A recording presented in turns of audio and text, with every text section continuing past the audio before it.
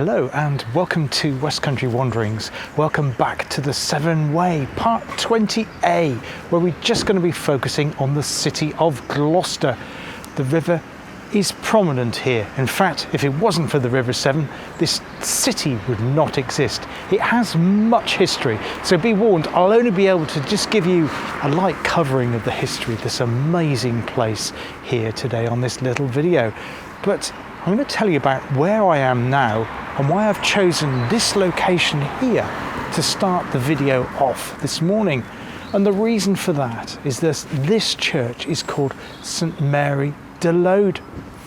And a lot of historians believe this was the site of the first Christian church in Britain. I'll explain more about that now.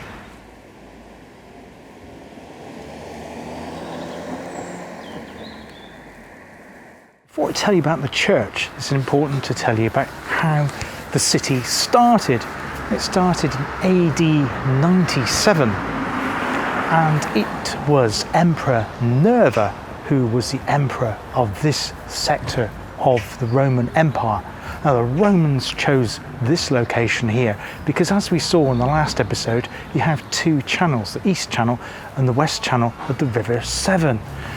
There was also a third channel, and because of that, it made the river a lot easier to cross at this point. It was the most southerly point along the river that they could cross the river to get into the Welsh Marches and into Wales as well.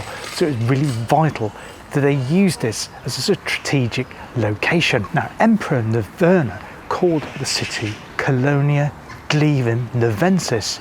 Often these days, it's now just shortened to Glevum.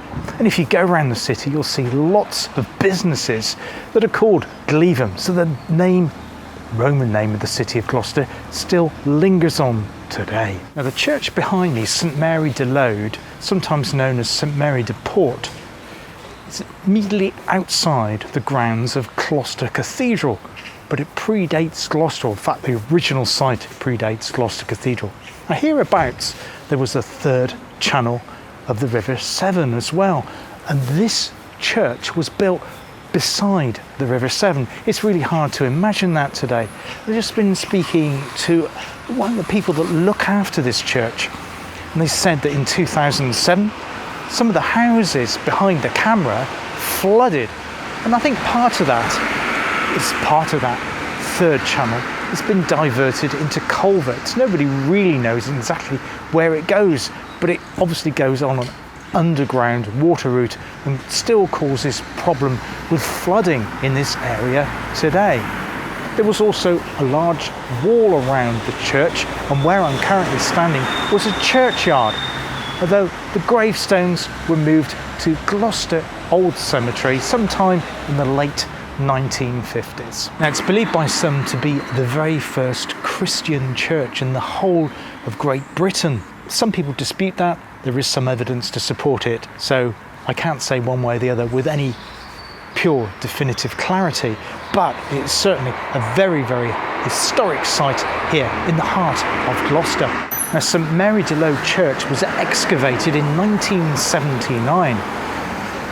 And they determined that the church itself was built on the site of two Roman buildings. Now, incredibly, I was allowed in this church just a few minutes ago by the curator of the church, and he also looks after a couple of the other churches in the parish, including the one at Hempstead, which is a village a couple of miles south of the city centre from here.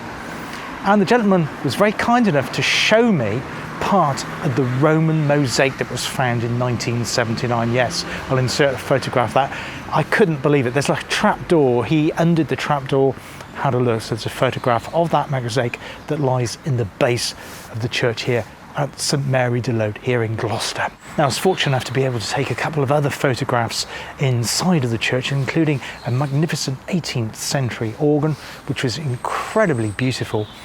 There's also two stained glass windows which are worth mentioning. One is dedicated to the composer, the Gloucestershire composer Ivor Gurney, and there's another stained glass dedicated to Robert Narak, who was killed in action in Northern Ireland in the 1970s.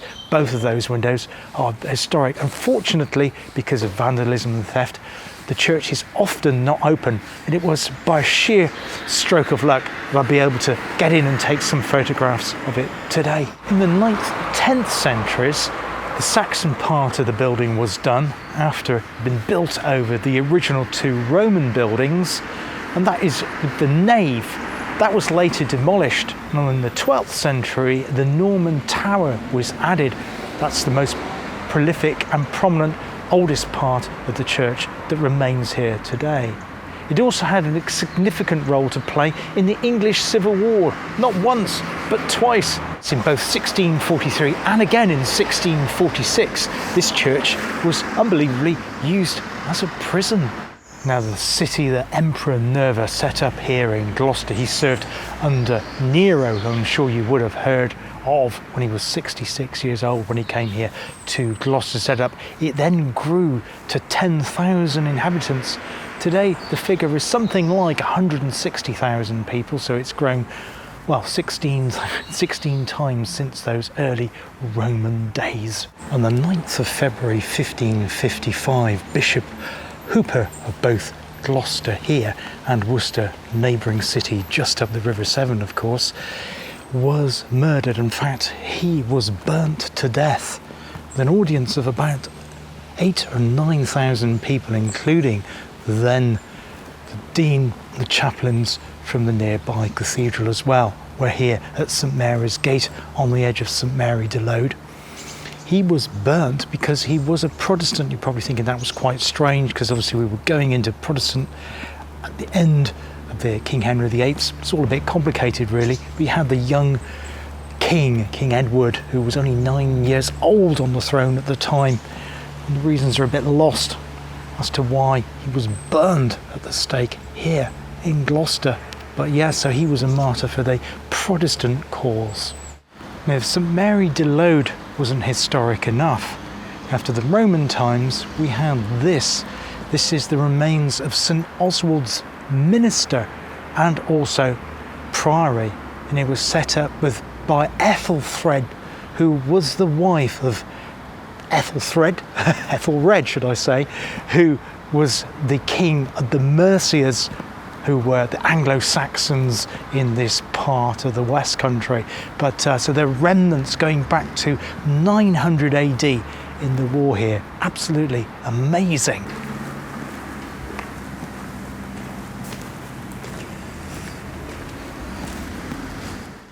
In the 1000s, this site here was known for its miracles and miracle cures, a bit like Lourdes, Walsingham, that sort of thing. And it was nicknamed the Golden Minster. But by the 1100s, it was in decline, and then obviously taken over by the later Gloucester Abbey.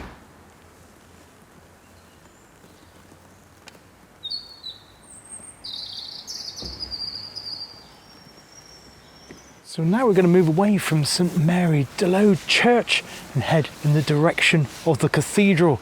Again, it's a place of much history. I'll only be able to just to scratch the surface of the extensive history of the cathedral, but I'll be able to show you part of it as well.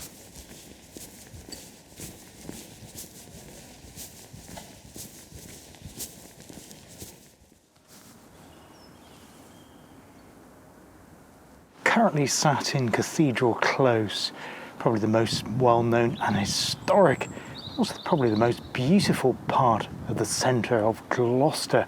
But as I say, it's not the oldest, as we saw back there at St Mary de Lode. I do feel a little bit overwhelmed at this point here, because there is just so much history to tell you about this amazing building that sits behind me. Anyway, I'm going to start and have a go. So this wasn't originally Gloucester Cathedral at all, but rather Gloucester Abbey, and it was set up in AD 679 by Osric, who was the leader of the Wyche tribe. You know, that odd spelling, H-W-I-C-C-E, that we've come across many times previously on West Country Wanderings. The rest of the history of this building behind me, though, is very, very complex indeed. In 1053, Eldred, Bishop of Worcester, not the current Bishop of Worcester obviously, but Eldred, Bishop of Worcester, set up an abbey nearby. But sadly, a few years later, that abbey burnt down. present building behind me was built by Abbot Serlo in 1089, but with much additions of it since that time, of course. William of Conqueror set his Christmas court. He had an annual Christmas court. In the 14th century, both the great and the little cloisters, the ones that are most celebrated here inside the cathedral, see if we can get some shots of that later, they were set up, and of course that's been used many times for lots of different filming. They're celebrated, of course, because of the wonderful fan vaulting, which is certainly the finest in the United Kingdom. Following the dissolution of the monasteries by King Henry VIII, which of course we've come across many times, it then went from being an abbey to a cathedral.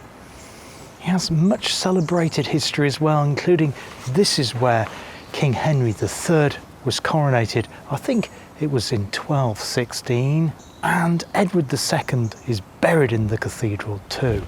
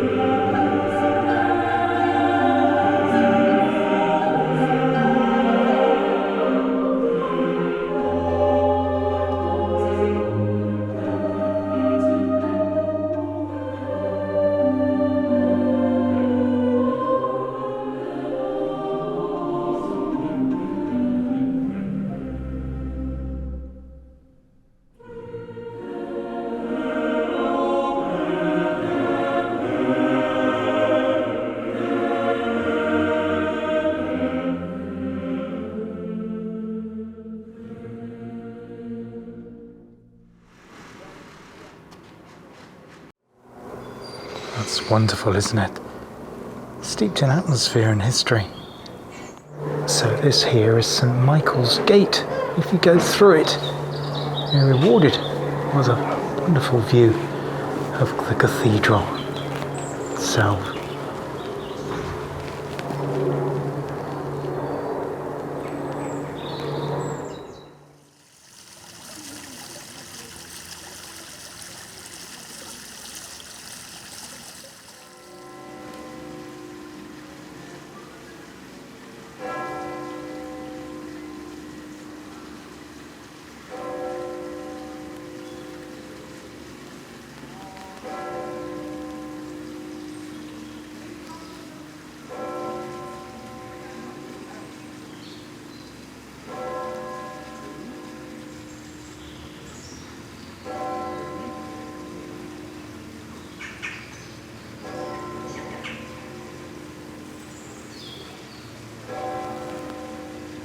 Well, I hope you enjoyed a little tour to give you a flavour of what it's like inside Gloucester Cathedral.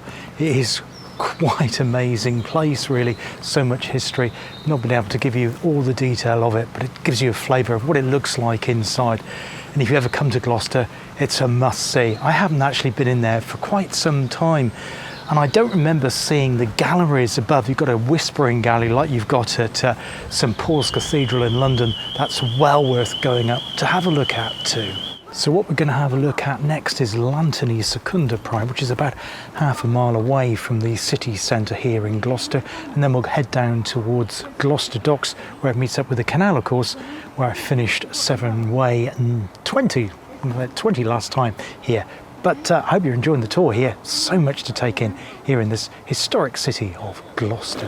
And just before St Michael's Gate, you have the house of the Tailor of Gloucester, made famous by one Beatrix Potter, of course. No, it's an attraction and a shop as well.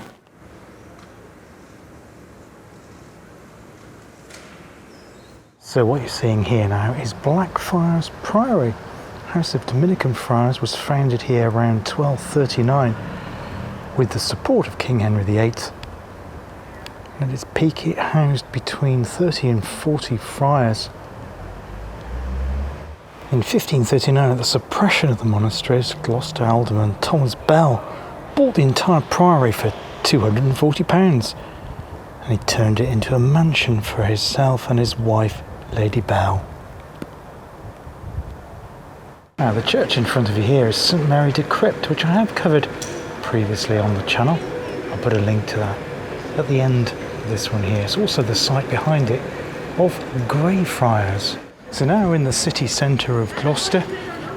All the historic buildings around us is just so overwhelming. There's another one here I need to point out before we head down to Lanterney Priory and Gloucester Docks, and that is Robert Raikes' house, and he was the founder, should I say, of the Sunday schools, and I'll just show you that behind me now.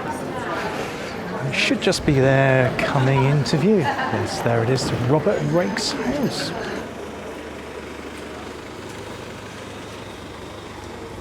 Now, if you're wondering why that, I think it's a telephone box or broadband hub, is like that, it's because at one time Morland's match factory that made the brand England's Glory was made right here in Gloucester. That's wonderful. So I'm now walking along Commercial Road. It's the main road that linked the city centre with the docks, which we'll see shortly after we've been to Lanterney Priory. Much less of a busier place now. It's mainly offices, also accommodation for the students who attend University of Gloucestershire, which used to be known as GloucSCat, which was the Art and Technology College. Behind me here, maybe one of Gloucester's less famous locations, and that is the prison. Closed some time ago now, probably about 15 years ago. I think, a bit like Shrewsbury Prison, it is open for tours and events. It's not the sort of thing that I would enjoy doing though. Now, somewhere near the prison and the River Severn, which we'll just have a look at shortly, was the site of Gloucester Castle. Nothing of that remains now. I seem to remember there was a blue plaque hereabouts, but I can't seem to find it. If anybody knows the exact location of Gloucester Castle, I know it's around here, some general area, please drop a comment below. So this is the east channel of the River Severn. The River Severn is there, looking very brown after all that rain that we've had. And the lock here marks the start of the Gloucester and Sharpness Canal, running some about 13-14 miles down to the port of Sharpness. And the River Severn there is just continuing on the right there, behind the Lot Keeper's Cottage. Behind me here is Lanterney Secunda Priory, set up in the 1100s. And in fact, it was an offshoot from Lanterney Priory, which we've seen previously on the channel over in the Vale of Uwys in Wales. Well, the one there was being attacked. There was a lot of civil unrest. Both the monks were being verbally abused and the building was being attacked as well. So gradually they settled up a priory here in the city of Gloucester. In 1210 it became completely independent from Lanterney Priory in Wales. It was famous for making cheese, The quality of its food was excellent. There was also a large orchard nearby, and the name that lives on with High Orchard Bridge, which crosses the Gloucester Sharpness Canal near to the Priory here. That all came to an end in the 1500s, of course, with King Henry VIII and the dissolution of the monasteries, but there's still some wonderful buildings and remains of buildings still to be seen here. This was the west gatehouse to the Priory. It was built in the 15th century. It was built by Prior Henry Dean for a grand entrance to a visit by King Henry VII. Originally a two-storey building with separate pedestrian and cart entrances below. And it's amazing to think this has survived over 900 years. The bricks and stones here. Obviously you've got a more recent addition there, that building on the right-hand side. In 1980, the Duke of Gloucester actually unveiled a plaque hereabouts to commemorate 400 years of this being a royal charter for docks. Gloucester Docks is in fact the most inland port of any port in Great Britain. It's also one of the oldest as well, being on the River Severn. But it has 15 Victorian warehouses, which were kind of redundant as the commercial shipping into the city declined, and now they've been returned, or restored should I say, into apartments and also shops. There's also a museum, a famous museum, the Waterways Museum, which we will look at in a future video here. This one here is the North Warehouse. Have that there. And on this side, it was built in 1828, or between 1828 and 1827, and it was what was then called the Gloucester and Berkeley Canal Company. And it had 8 individual storerooms, and it was listed by Priday and Metford for storing flour. We've also got a fantastic crane here, complete. You can see down there the track's still in place here. And this was built by Dorman Long Company Limited in Middlesbrough, not sure the year. I think it also was used by the War Department because it has a WD mark down there. And it's good to see this crane still in place, but I don't know if it was actually just been repurposed and moved here after the docks were restored, or whether it was actually in action moving stuff around the docks. Also interesting there to see Alan Myatt, who was the former town crier of Gloucester, set a world record, actually 2 world records on the same date in 1991, including the loudest proclamation of any town crier of 112.8 decibels. Wow, that is really, really loud.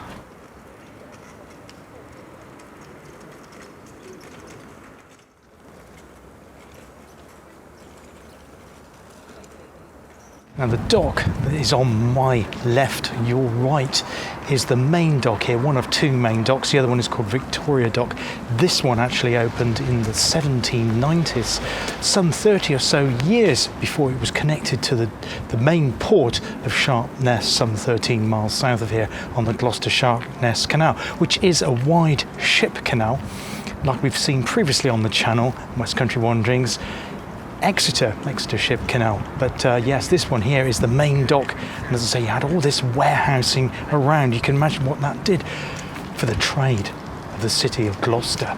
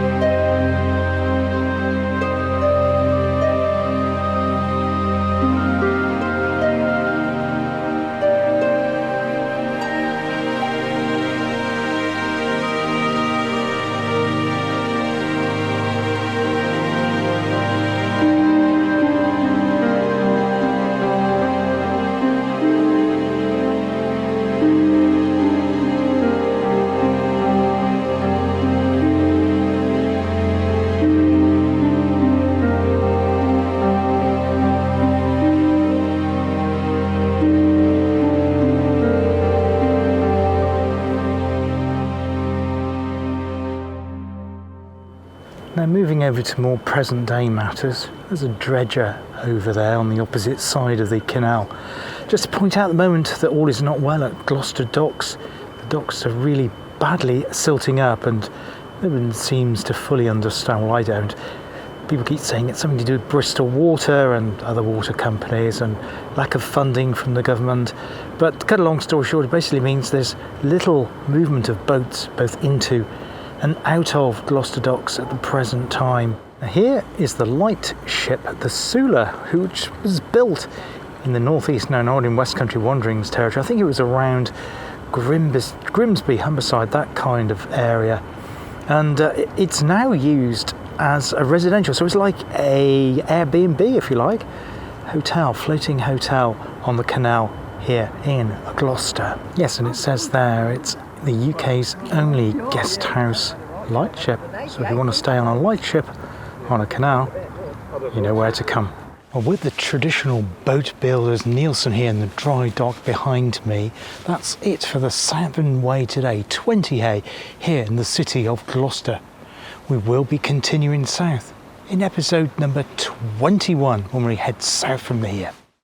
The next stop will be the village of Framalloud, Upper Framalloud, where the Stroudwater Canal, the abandoned arm of it that won't be restored, meets the River Severn. So I can't wait to show you that. And it's about 14 miles, so it's quite a long way, and logistically it's going to be a little bit tricky as well.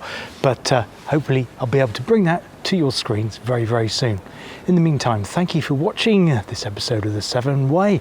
Hope you're enjoying the series so far. We haven't got too long to go before our destination of Bristol. Take care, all the best, and hope to see you on the channel again very, very soon. Cheers now, bye-bye.